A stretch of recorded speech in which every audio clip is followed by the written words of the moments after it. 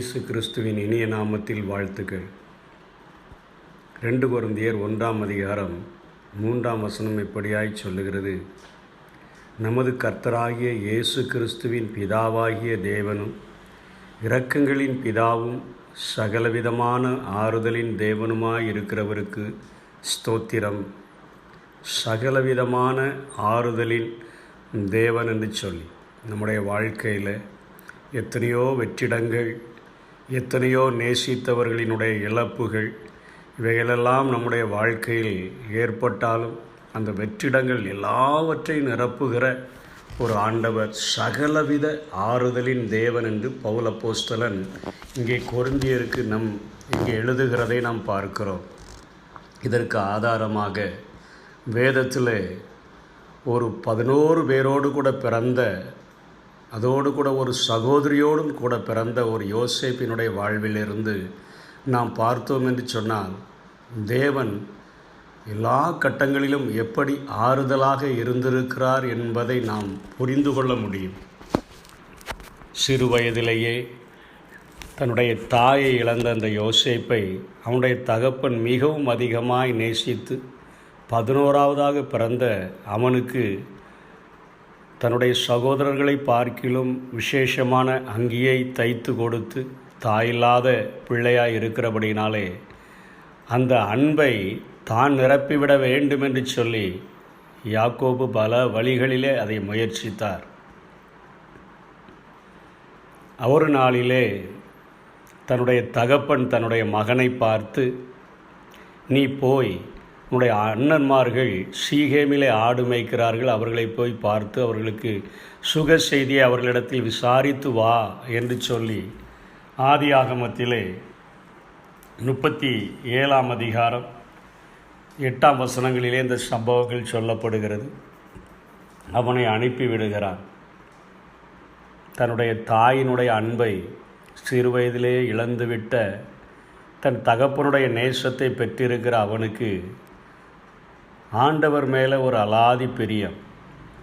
சிறு வயதிலேயே தாயினுடைய அந்த வெற்றிடத்தை நிரப்பின ஆண்டவர் இப்பொழுது தகப்பன் மூலமாய் அன்பு கிடைக்கிற போதிலும் கூட அவன் தன்னுடைய இப்பொழுது அண்ணன்மார்களை தேடி செல்லுகிறான். அவர்கள் சீகேமிலே இல்லை. அண்ணன் மேல் அத்தனை பாசமுடையவனாக தகப்பனுடைய கட்டளைகளுக்கு கீழ்ப்படுகிறவனாக மாத்திரம் இருந்திருந்தால் அவன் சீகேமிலே அண்ணன்மார்கள் இல்லை என்று சொன்னால் அவன் திரும்பி வந்திருக்க முடியும். இயேசு கிறிஸ்து புதிய ஏற்பாட்டிலே ஒருவன் உன்னை 1 மைல் தூரம் வர பலவந்தம் பண்ணினால் அவனோடு கூட 2 மைல் தூரம் போ என்று சொல்லி கொடுத்த கட்டளையைப் போல அங்கே வழிதப்பி திரிகிறவனைப் போல தேடுகிறான். அதை இன்னொருவன் கண்டு கேட்கிறான், நீ எந்த வழிதப்பி திரிகிறவனைப் போல எதை தேடுகிறாய் என்று கேட்கிற அளவிற்கு தேடுகிறான்.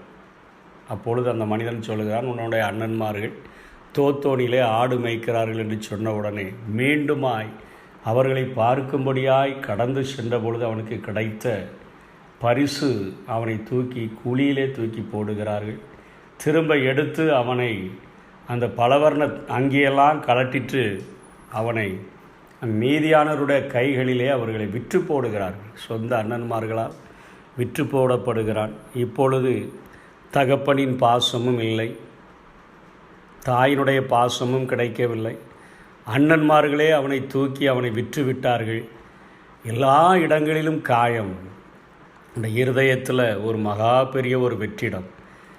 இந்த எல்லா வெற்றிடங்களையும் ஆண்டவர் மாத்திரமே அவனுக்கு நிரப்பினார்.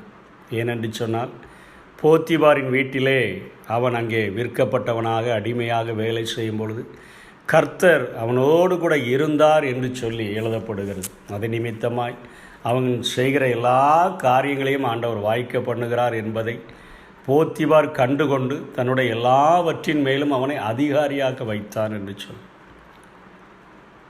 தகப்பனின் அன்பை, தாயின் அன்பை, சகோதரர்களுடைய அன்பை இழந்து ஏமாற்றப்பட்டவனாய் நிற்கிற இந்த நேரத்திலே அந்த எல்லா வெற்றிடங்களையும் நிரப்புகிற ஒரு ஆண்டவர் அவனை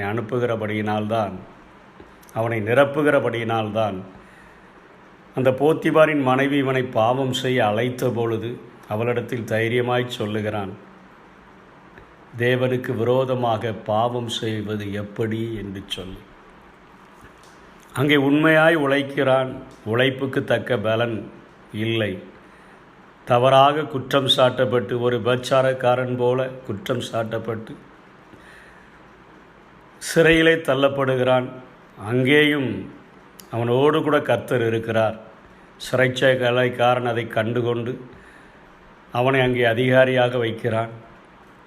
இருந்தபோதிலும் பார்வோனுடைய 2 வேலைக்காரர்கள் சுயம்பாகி பானபாத்திரக்காரன் அவனோடு கூட சிறையில் அடைக்கப்படுகிறார்கள். அவர்களுக்கும் இவனுடைய அத்தனை காரியங்களிலே வெற்றிடங்கள் காணப்பட்ட போதிலும் ஒரே ஒருவர் மாத்திரம் சகலவித ஆறுதலின் தேவனாய் இருக்கிறார் என்பதை அறிந்து கொண்டவனாக அவர்கள் முகத்தை பார்த்து, உங்களுடைய முகம் துக்கமாய் இருக்கிறது என்ன என்று சொல்லி கேட்கிறான்.